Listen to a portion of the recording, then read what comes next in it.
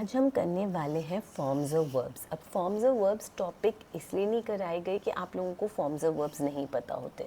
Generally हमें पता है कि फॉर्म ऑफ वर्ब में जैसे प्ले को खेलना कहते हैं तो हम ईडी लगा देते हैं तो उसके फॉर्म ऑफ वर्ब बन जाता है।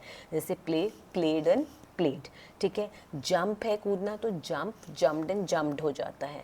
कुछ इरेगुलर वर्ब्स होते हैं जैसे ईट, एट, ईटन, गो, वेंट, गॉन, तो जिनका फर्स्ट फॉर्म भी अलग है, जैसे गो, सेकंड फॉर्म वेंट और थर्ड फॉर्म गॉन, तो वो हमें याद करने पड़ते हैं।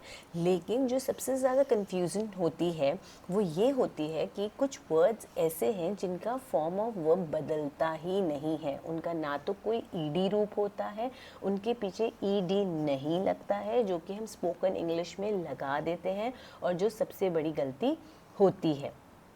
और इसी वजह से बोलते वक्त ग्रामेटिकल एरर्स होते हैं। कुछ आज ऐसे थोड़े से बहुत ऐसे वर्ब्स हम पढ़ने वाले हैं। जैसे सबसे पहला वर्ब मैंने लिखा है कट। कट का मतलब है काटना। चाहे आप उसको प्रेजेंट में लगाओ या पास्ट में लगाओ या फ्यूचर में लगाओ, किसी भी काल में लगाओ वो कट ही रहता है। अब देखिए, जैसे मैं एक एग्जाम्पल दे के बताती हूँ। मैंने एक एग्जाम्पल लिया, मैंने कहा कि कट का मतलब है काटना, तो मैंने कहा कि मैंने पेपर को काटा नाइफ से। ठीक है। अब इसको कहने के मैं तीनों काल में इसको बोलूँगी। जैसे मैंने बोला, मैं इसी नाइफ से पेपर को हमेशा काटती हूँ, यानी ये प्रेजेंट की बात है, वर्तमान काल की बात है कि cut the paper with knife, मतलब with this knife only I cut the paper. ये मेरे रोज़ की बात है, तो ये मैं फर्स्ट फॉर्म ऑफ वर्ब लगाऊंगी। जो मैं रूटीन की बात करूँ तो मेरा कट कट ही रहा। फर्स्ट फॉर्म ऑफ वर्ब वैसे भी चेंज नहीं होता। प्ले प्ले रहता है, सिंग सिंग रहता है, कट कट रहता है। प्रॉब्लम देखो कब आती है, जब हम इसको सेकेंड फॉर्म ऑफ वर्ब में यूज़ करते हैं। अब मैंने बोलना है कि मैंने कल इस पेपर को नाइफ से, इसी चाकू से काटा था। अब मैं था कल की बात कर रही हूँ तो मैं कटेड नहीं बोलूँगी। आई कटेड द पेपर विद नाइफ नहीं होगा, आई कट ही रहेगा। आई cut the paper with knife. मैंने चाकू से कागज़ को काटा। उसके बाद अगर मैंने अभी काटा है, मेरे हाथ में पेपर है और मैं अभी काट के हटी हूँ और कैंची और पेपर, छुरी और पेपर मेरे सामने ही पड़ा है, पेपर कटा हुआ पड़ा है, तो अब मैं अभी तुम्हें बोलूँ कि देखो मैंने अभी इसको काटा है, तो वो भी प्रेजेंट है। तो I have cut the paper with knife. Have के साथ हमेशा आपका थर्ड फॉर्म ऑफ वर्ब आता है। तो यहाँ पे देखिए कोई भी फॉर्म ऑफ वर्ब चेंज नहीं हुआ, मीनिंग बिल्कुल बदला है, क्योंकि वो अपना मीनिंग तो बदल रहा है लेकिन अपना रूप नहीं बदल रहा। यहाँ पे हैव मुझे बता रहा है ये थर्ड फॉर्म ऑफ वर्ब है। या शायद मैं यहाँ पे येस्टरडे वर्ड लगा देती पास्ट में तो क्लियर हो जाता कि ये कल की बात है तो पास्ट है, और ये तो प्रेजेंट है ही। ठीक है। तो ये हो गया कट कट, कट ही रहा तो कटेड मत बोलना। फिर दूसरा वर्ब होता है बेट। बेट का मतलब होता है शर्त लगाना। ठीक है। जब आप शर्त लगाते हो, अब इसके भी एग्जाम्पल्स पढ़ते हैं। अब मैंने कहा मैं हमेशा शर्त लगाती हूँ, तातेती है तो वो तो सिंपल बेट ही आएगा। आई बेट वेन एवर इंडिया प्लेज, जब भी इंडिया का मैच होता है मैं बेट लगाती हूँ।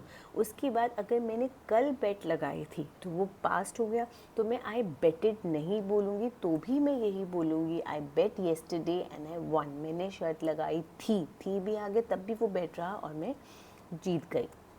फिर आज मैंने बेट लगाई हुई है, आज मैच है तो आज मेरी बेट चल रही है।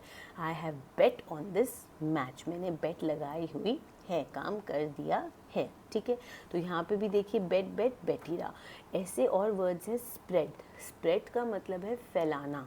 ठीक है। जैसे मैं बोलूँ कि मैं यही चादर रोज़ बिछाती हूँ, तो आई स्प्रेड दिस बेडशीट। मैंने कल ये चादर बिछाई थी, आई स्प्रेडेड दिस बेडशीट येस्टरडे नहीं होगा, I spread this bedsheet yesterday मुझे बताएगा कि मैं कल की बात कर रही हूँ। तो जब भी ऐसे फॉर्म्स ऑफ वर्ब सेम होते हैं तो आप अपने एडवर्ब्स लगा के इसको एक्सप्लेन कर सकते हो, जैसे yesterday, day before yesterday, last week, last year, तो इससे थोड़ा और क्लियर हो जाता है। अगर मैं कहूँ मैंने यही चादर बिछाई है, I have spread, third form of verb तो आपको हैज़ हैव से बता देगा। ठीक है। फिर पुट का मतलब होता है रखना। ठीक है। पुट पुट पुट ही रहता है। सेट अगेन अस्त होना। जैसे मैं बोलूँ the sun has set, the sun has setted नहीं बोलना। अब जैसे हम बोलते हैं the sun sets in the west, ठीक है। तो फिर द सन हैज़ सेट, सूरज डूब चुका है। अब सन कल 5 बजे ही डूब गया था, सन सेट येस्टरडे, फिर भी देखो मैंने येस्टरडे लगाया क्लियर करने के लिए, ठीक है। फिर शट है बंद करना, शट आप यूज़ करते हो डोर्स के साथ, शट द डोर, टॉपिक को बंद करना, शट द टॉपिक, बहस को बंद करना, शट द आर्ग्यूमेंट, तो इनके साथ हम यूज़ करते हैं शट।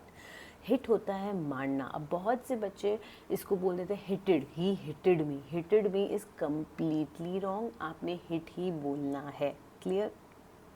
बचपन में मेरे भाई ने मुझे एक बार बहुत तेज़ मारा, तो ही हिट मी बैडली, ही हिटेड मी बैडली नहीं बोलना। फर्स्ट फॉर्म में तो आप गलती नहीं करोगे, लेकिन मेन गलती जो होगी वो सेकंड फॉर्म में होगी, जो हम ईडी लगा देते हैं कि हम पास्ट में बोल रहे हैं। तो इन वर्ब्स को ध्यान से देख के प्रैक्टिस करिए कि इनके साथ ईडी नहीं लगना, इनका रूप यही रहना है। क्विट का मतलब है छोड़ देना। क्विट मतलब जैसे किसी ने स्मोकिंग छोड़ दी तो उसने क्विट कर दिया, किसी ने नौकरी छोड़ दी तो उसको कह दिया क्विट कर दिया। तो जब आप कोई चीज़ करते करते उसको छोड़ देते हैं बीच में, तो उसको हम कहते हैं क्विट, छोड़ देना, ठीक है। आई होप आपको ये फॉर्म्स ऑफ वर्ब्स क्लियर है। अगर कोई और ग्रामर टॉपिक है जो आप करना चाहते हैं तो प्लीज़ कमेंट बॉक्स में लिखिए, और अगर वीडियो पसंद आई हो तो please like, subscribe and share ज़रूर करिए। Thank you.